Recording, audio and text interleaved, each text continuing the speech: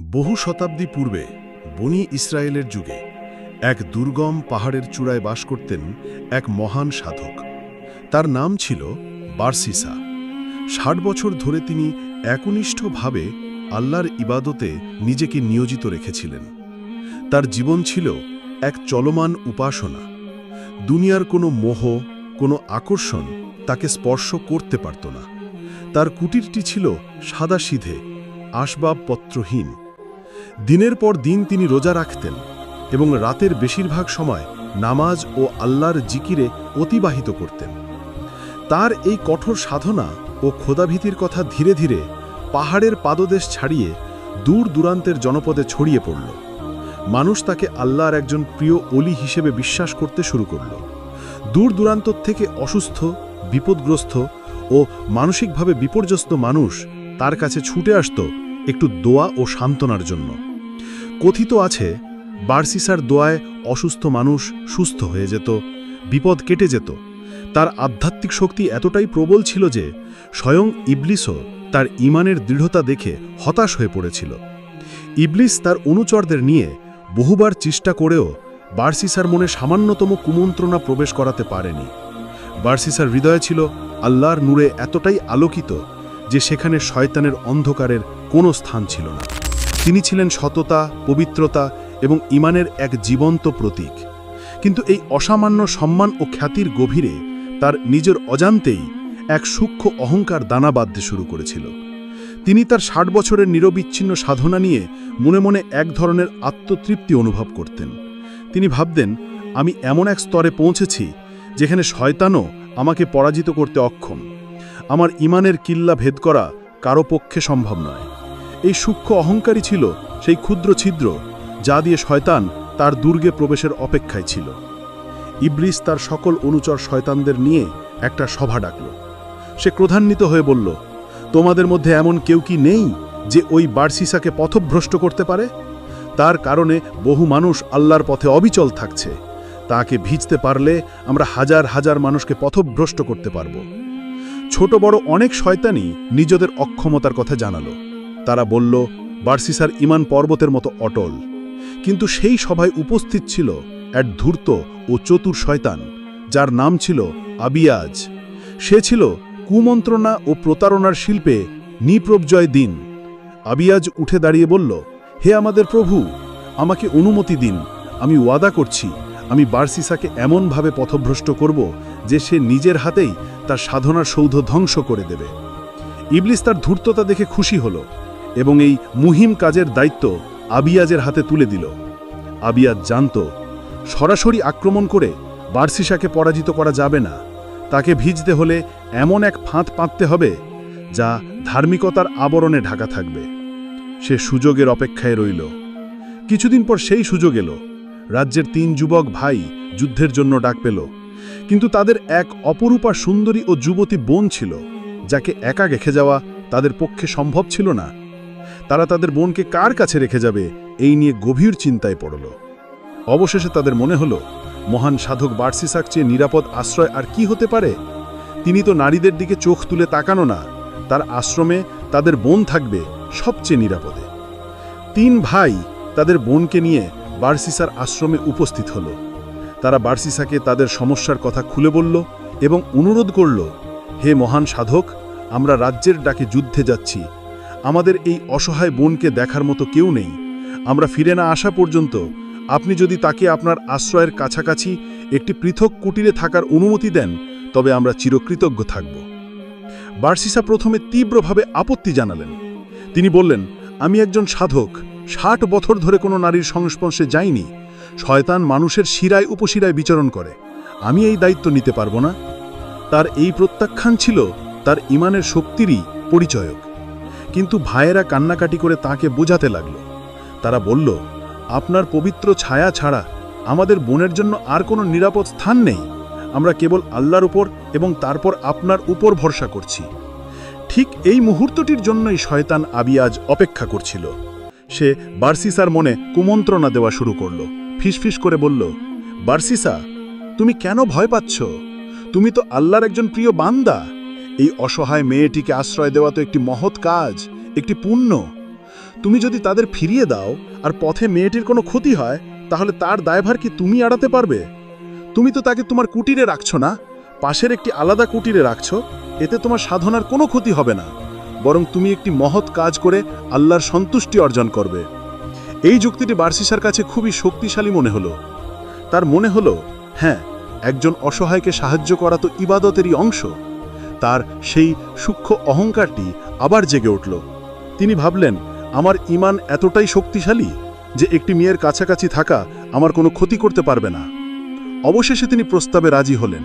তিনি বললেন, ঠিক আছে, তোমরা আশ্রমের পাশে একটি ছোট কুটির তৈরি করে দিয়ে যাও, আমি দূর থেকে তার দেখাশোনা করব। ভাইয়েরা স্বস্তির নিঃশ্বাস ফেলে বার্সিসাকে ধন্যবাদ জানিয়ে একটি কুটির তৈরি করে তাদের বোনকে সেখানে রেখে যুদ্ধের ময়দানে চলে গেল। বার্সিসা জানত না যে একটি মহৎ কাজের আড়ালে তিনি শয়তানের পাতা প্রথম ফাঁদে পা দিয়ে ফেলেছেন।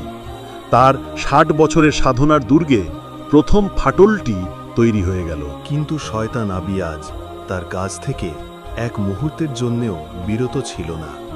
সে দেখল বার্সিসা এখনও নিরাপদ দূরত্ব বজায় রেখে চলেছেন। এবার তাকে আরও এক ধাপ এগিয়ে নেওয়ার পালা। সে আবার বার্সিসার মনে ফিসফিস করে কুমন্ত্রণা দিতে শুরু করল।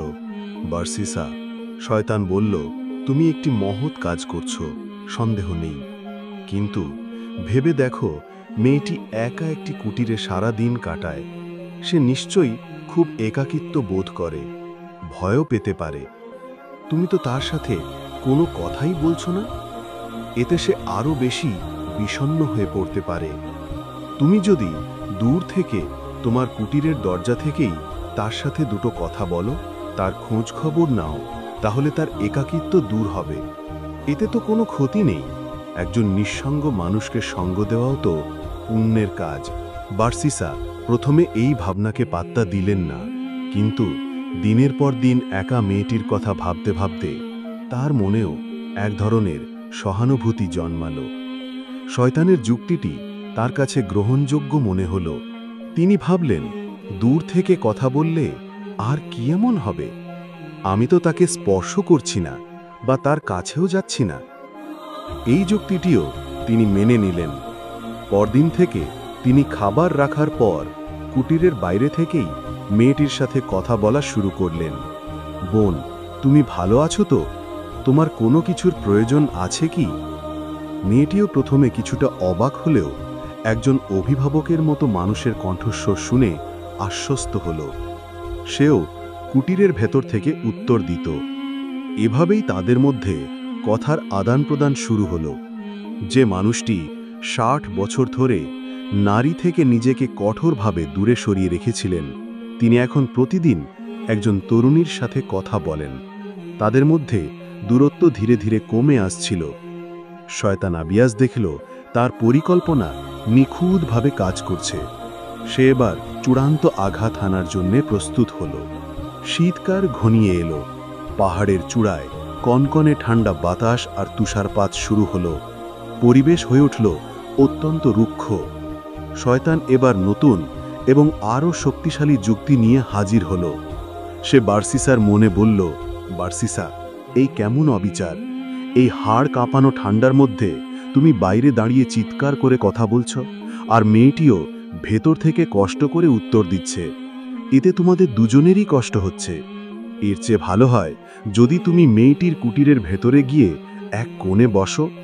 তুমি তো আল্লাহর একজন পবিত্র বান্দা, তোমার মনে তো কোনো খারাপ চিন্তা নেই, তোমার উদ্দেশ্য তো মহৎ। তুমি কেবল তাকে সঙ্গ দিচ্ছ, আর এই তীব্র শীতে তাকে একা ফেলে রাখাটা অমানবিক। তোমার ৬০ বছরের সাধনা কি এতটাই ঠুনকো যে এক ছাদের নিচে বসলেই তা ভেঙে যাবে?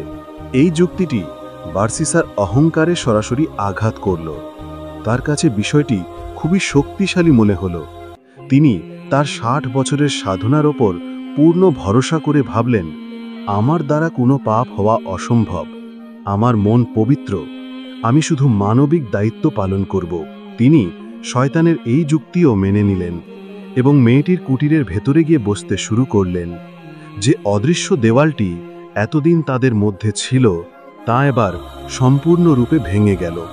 একই ছাদের নিচে আগুনের পাশে বসে ঘন্টার পর ঘন্টা আলাপচারিতায় তাদের মধ্যে এক ধরনের অন্তরঙ্গতা তৈরি হলো। তারা একে অপরের ব্যক্তিগত দুঃখ, কষ্ট এবং স্বপ্নের কথা বলতে শুরু করল। বার্সিসা তার দীর্ঘ জীবনের অভিজ্ঞতার কথা বলতেন, আর মেয়েটি বলতো তার ভবিষ্যতের রঙিন স্বপ্নের কথা। শয়তান এবার দুজনকেই প্ররোচিত করতে লাগল।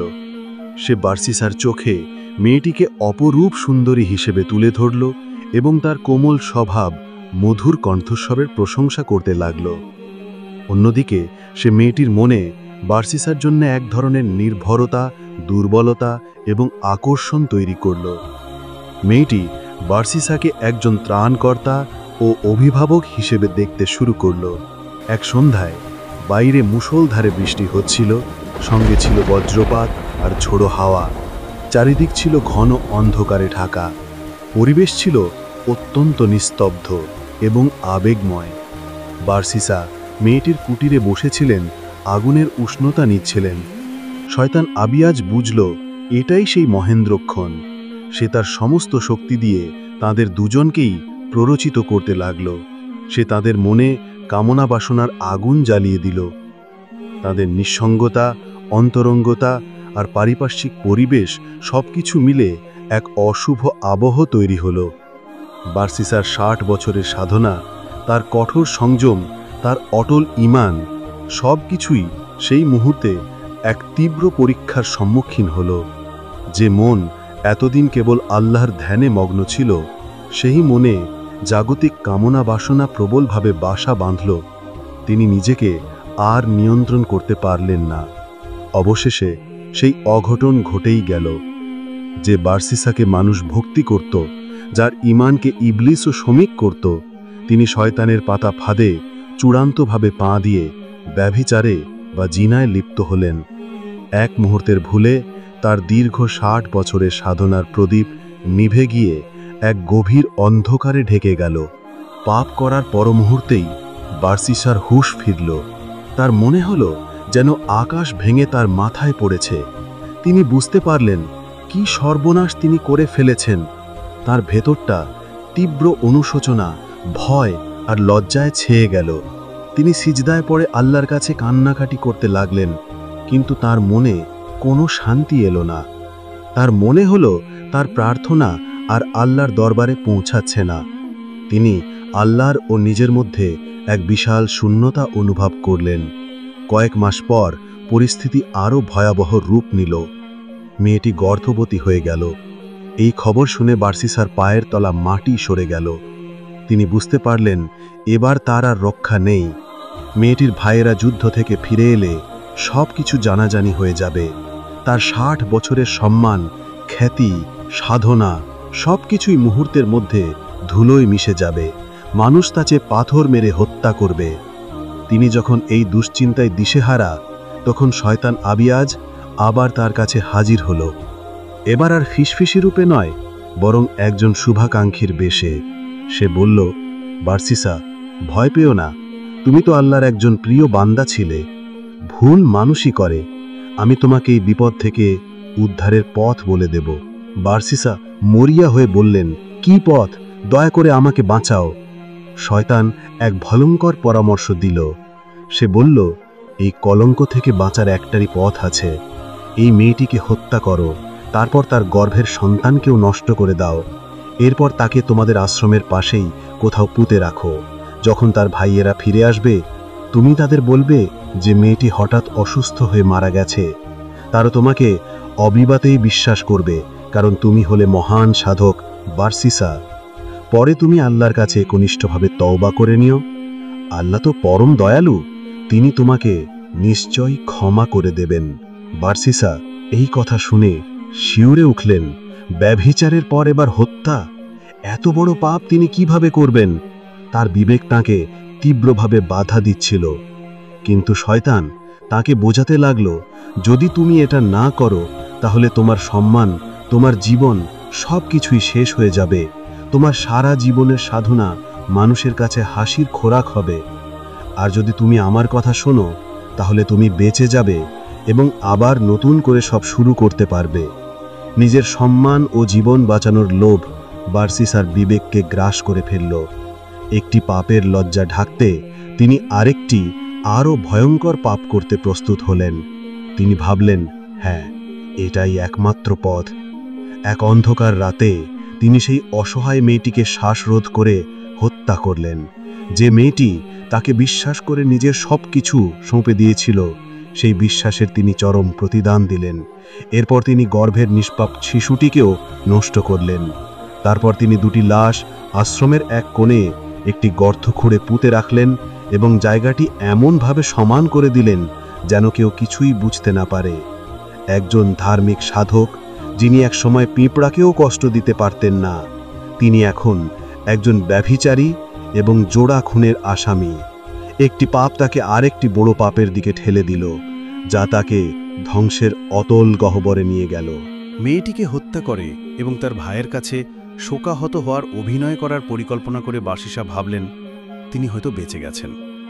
তিনি নিজের অপরাধ বোধকে মনের গভীরে চাপা দিয়ে আবার ইবাদতের ভান করতে শুরু করলেন যেন কিছুই হয়নি। তিনি আগের মতোই মানুষের সাথে কথা বলতেন, তাদের জন্য দোয়া করতেন, কিন্তু তার অন্তরে শান্তি চিরতরে হারিয়ে গিয়েছিল। তার নামাজে আর মনোযোগ ছিল না, দোয়ায় ছিল না কোনো আন্তরিকতা। তার সাধনার আলো নিভে গিয়েছিল, বাকি ছিল শুধু তার ছাই। কিন্তু শয়তান আবিয়াজের খেলা তখনও শেষ হয়নি। তার মূল উদ্দেশ্য ছিল বার্সিসাকে শুধু পাপী বানানো নয়, বরং তাকে ঈমান হারা করে চিরস্থায়ী জাহান্নামী বানানো। কয়েক মাস পর যুদ্ধ শেষ হল। মেয়েটির 3 ভাই বিজয়ীর বেশে গর্বিত মনে গ্রামে ফিরে এলো। তাদের প্রথম কাজই ছিল তাদের প্রাণপ্রিয় বোনের খোঁজ নেওয়া। তারা দ্রুত বার্সিসার আশ্রমের দিকে রওনা হলো, এই ভেবে যে তাদের বোন মহান সাধকের তত্ত্বাবধানে নিশ্চয়ই ভালো আছে। আশ্রমে পৌঁছে তারা বার্সিসাকে ডাকল। বার্সিসা অত্যন্ত শান্ত এবং শোকাহত চেহারা নিয়ে বেরিয়ে এলেন। তার চোখে ছিল কপর জল, যা তিনি আগে থেকেই প্রস্তুত করে রেখেছিলেন। ভাইরা অধীর আগ্রহে জিজ্ঞেস করল, হে সাধক, আমাদের বোন কোথায়? সে ভালো আছে তো? বার্সিসা একটি দীর্ঘশ্বাস ফেলে পূর্ব পরিকল্পিত মিথ্যাটি বললেন, আমার অত্যন্ত দুঃখের সাথে জানাতে হচ্ছে যে তোমাদের বোন আর বেঁচে নেই। সে এক ভয়ানক জ্বরে আক্রান্ত হয়ে মারা গেছে। আমি তার অনেক সেবা করেছি, আল্লাহর কাছে রাত দিন দোয়া করেছি, কিন্তু তাকে বাঁচাতে পারলাম না। আল্লাহ যা করেন ভালোর জন্যই করেন। আমি নিজেই তাকে এই আশ্রমের পাশে দাফন করেছি। এই কথা শুনে ভাইরা কান্নায় ভেঙে পড়ল। তাদের মনে বিন্দুমাত্র সন্দেহ হলো না, কারণ মহান সাধক বার্সিসা তো মিথ্যা বলতে পারেন না, তিনি তো আল্লাহর ওলি। তারা তার প্রতি কৃতজ্ঞতা জানিয়ে এবং বোনের জন্য শোক করতে করতে ভারাক্রান্ত হৃদয়ে ফিরে গেল। বার্সিসা স্বস্তির নিঃশ্বাস ফেলল। তিনি ভাবলেন যে বিপদ কেটে গেছে, তিনি বেঁচে গেছেন। কিন্তু সেই রাতেই শয়তান তার চূড়ান্ত চালটি চালল। তার উদ্দেশ্য ছিল সত্যকে প্রকাশ করে দেওয়া, যাতে বার্সিসা তার পাপের চূড়ান্ত শাস্তি পায়। শয়তান আবিয়াজ এক বৃদ্ধ জ্ঞানী পথিকের রূপ ধরে প্রথমে বড় ভাইয়ের স্বপ্নে আবির্ভূত হল। সে বলল, ওহে আল্লাহর বান্দা, তোমরা প্রতারিত হয়েছ। বার্সিসা তোমাদের সাথে ভয়ঙ্কর মিথ্যা বলেছে। সে তোমাদের বোনের সাথে ব্যভিচার করেছে। তোমাদের বোন যখন গর্ভবতী হয়ে পড়ে, তখন সে নিজের সম্মান বাঁচাতে তাকে এবং তার গর্ভের নিষ্পাপ সন্তানকে হত্যা করে আশ্রমের উত্তর কোণে একটি আপেল গাছের নিচে পুঁতে রেখেছে। বড় ভাই ঘুম থেকে জেগে উঠে প্রচণ্ড ভয় পেলেন, কিন্তু ভাবলেন এটা হয়তো একটি দুঃস্বপ্ন। কিন্তু পরের দিন রাতে শয়তান মেজ ভাইয়ের স্বপ্নেও একই কথা বলল, এবং তার পরের রাতে ছোট ভাইয়ের স্বপ্নেও হুবু একই দৃশ্য দেখালো। পরের দিন সকালে যখন 3 ভাই একে অপরের সাথে কথা বলল, তখন তারা হতবাক হয়ে গেল। তারা বুঝতে পারল যে তারা 3 জনই একই স্বপ্ন দেখেছে। তাদের মনে এবার তীব্র সন্দেহ দানা বাঁধল। তারা সিদ্ধান্ত নিল যে তারা এর সত্যতা যাচাই করবে। 3 ভাই কয়েকটি কোদাল নিয়ে গোপনে বার্সিসার আশ্রমে গেল। স্বপ্নের বর্ণনা অনুযায়ী তারা আশ্রমের উত্তর কোণের সেই নির্দিষ্ট আপেল গাছটির নিচে মাটি খুঁড়তে শুরু করল। কিছুক্ষণ খোঁড়ার পরই তাদের কোদালের সাথে শক্ত কিছু একটার আঘাত লাগল। তারা আরও মাটি সরাতেই বেরিয়ে এলো একটা কম্বলে মোড়ানো পচনশীল বস্তু। কম্বল খুলতেই তারা দেখল ভেতরে তাদের বোনের বিকৃত লাশ, আর তার পাশেই ছিল একটি ছোট্ট অপূর্ণাঙ্গ শিশুর নিষ্প্রাণ দেহ। এই ভয়ঙ্কর দৃশ্য দেখে ভাইয়েরা ক্রোধে, দুঃখে এবং প্রতিশোধের আগুনে পাগল প্রায় হয়ে গেল। তারা বুঝতে পারল যে মানুষটিকে তারা পৃথিবীতে সবচেয়ে বেশি বিশ্বাস করেছিল, সেই তাদের সবচেয়ে বড় বিশ্বাসঘাতকতা করেছে। তারা বাঘের মতো গর্জন করতে করতে ছুটে গিয়ে বার্সিসাকে তার কুটির থেকে টেনে হিঁচড়ে বের করে আনল। বার্সিসা প্রথমে অস্বীকার করার চেষ্টা করলেও অকাট্য প্রমাণের সামনে তার সব প্রতিরোধ ভেঙে পড়ল। অবশেষে তিনি তার সব অপরাধ, ব্যভিচার, গর্ভপাত এবং জোড়া খুন স্বীকার করলেন। খবরটি দাবানলের মতো সারা রাজ্যে ছড়িয়ে পড়ল। যে মানুষরা বার্সিসাকে সাধু বলে মানত, তারাই এখন তাকে ধিক্কার দিতে লাগল। যে মুখে তারা চুমু খেত, সেই মুখে থুথু নিক্ষেপ করতে লাগল। রাজ্যের রাজার কাছে তার বিচার হল। বিচারে তার অপরাধ প্রমাণিত হওয়ায় তাকে শুলে চড়িয়ে মৃত্যুদণ্ড দেওয়ার রায় ঘোষণা করা হল। বার্সিসাকে একটি বিশাল ময়দানে নেওয়া হলো, যেখানে তাকে শুলে চড়ানো হবে। হাজার হাজার মানুষ জড়ো হয়েছে সেই দৃশ্য দেখার জন্য। যে মুখে একদিন স্বর্গীয় আভা ছিল, সেই মুখে আজ কালিমা লেপ্টে আছে। বার্সিসাকে যখন শুলে বাঁধা হচ্ছিল, তখন তার অন্তরে জীবনের জন্য এক তীব্র আকুতি জেগে উঠল। মৃত্যুর ভয় তাকে গ্রাস করে ফেলল। তিনি বাঁচার জন্য ছটফট করতে লাগলেন। ঠিক সেই মুহূর্তে শয়তান আবিয়াজ তার আসল রূপে বার্সিসার সামনে আবির্ভূত হল। সে বার্সিসাকে উপহাস করে বলল, বার্সিসা, দেখছ তোমার কি অবস্থা? আমি তোমাকে এই পথে এনেছি, আমি তোমার সর্বনাশ করেছি, কিন্তু আমি চাইলে এখনও তোমাকে এই মানুষের হাত থেকে মুক্ত করে দিতে পারি। বার্সিসা, যিনি 60 বছর ধরে এক আল্লাহকে সিজদা করে এসেছেন, তিনি জীবনের শেষ মুহূর্তে সে সামান্য বাঁচার লোভে তার সমস্ত তাওহীদ, তার সমস্ত ঈমানকে বিসর্জন দিয়ে শিরকে লিপ্ত হলেন, অর্থাৎ আল্লাহর সাথে অংশীদার স্থাপন করলেন। তিনি মাথা ঝুঁকিয়ে ইশারায় শয়তানকে সিজদা করলেন। যেই মুহূর্তে তিনি সিজদা করলেন, সেই মুহূর্তে তিনি শুধু একজন ব্যভিচারী বা হত্যাকারী রইলেন না, তিনি আল্লাহর সাথে শিরক করে কাফির হয়ে গেলেন। তার ঈমানের শেষ কণাটুকুও নিঃশেষ হয়ে গেল। শয়তানের উদ্দেশ্য সফল হল। বার্সিসার সিজদা শেষ হতেই শয়তান বিকট স্বরে হেসে উঠল। সে বলল, আমার কাজ শেষ, তোমার সাথে আমার আর কোনো সম্পর্ক নেই, আমি তোমার থেকে মুক্ত। ইন্নী আখাফুল্লাহ রব্বিল আলামিন, আমি তো বিশ্বজগতের প্রতিপালক আল্লাহকে ভয় করি। এই বলে শয়তান অদৃশ্য হয়ে গেল। সে বার্সিসাকে তার সবচেয়ে অসহায় মুহূর্তে একা ফেলে চলে গেল।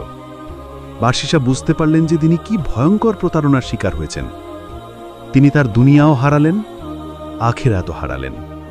অনুশোচনা আর হতাশায় তার আত্মা চিৎকার করে উঠল, কিন্তু তখন আর কিছু করার ছিল না।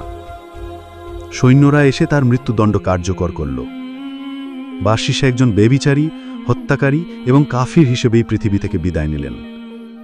তার 60 বছরের ইবাদত, যা তাকে প্রায় ফেরেশতার পর্যায়ে পৌঁছে দিয়েছিল, তা অহংকার এবং শয়তানের একটিমাত্র সফল কৌশলের কাছে পরাজিত হয়ে তাকে জাহান্নামের নিম্নস্তরে নিক্ষেপ করল। বার্সিসা ছিল এক সময়কার অলি, মানুষ যাকে জানত আল্লাহর প্রিয় বান্দা হিসেবে। কিন্তু শয়তান তাকে ধ্বংস করেছিল ধীরে ধীরে, ভালো কাজের ছলনায়, সামান্য গাফিলতার সুযোগে। সে একবার মেনে নিয়েছিল কিছুই হবে না, আর সেখান থেকেই শুরু হয় তার পতন। পাপের পর পাপ, আর শেষে কুফর। তার মৃত্যু হল ঈমানহীন অবস্থায়। এই গল্প আমাদের শেখায়, শয়তান কখনো জোর করে ধ্বংস করে না, সে ধোঁকা দেয়, ধৈর্য ধরে পথভ্রষ্ট করে। আর আমরা যদি প্রথম ধাপেই সচেতন না হই, তবে শেষটাও হতে পারে বার্সিসার মতো। ভাই, তাকওয়া মানে শুধু ইবাদাত না, তাকওয়া মানে শয়তানের প্রতিটি ধাপ চিনে তা থেকে দূরে থাকা। হে আল্লাহ, আমাদের অন্তরকে সোজা রাখো, ঈমানের ওপর মৃত্যু দাও, আর শয়তানের প্রতিটি ধোঁকা থেকে আমাদের হেফাজত করো। আমিন।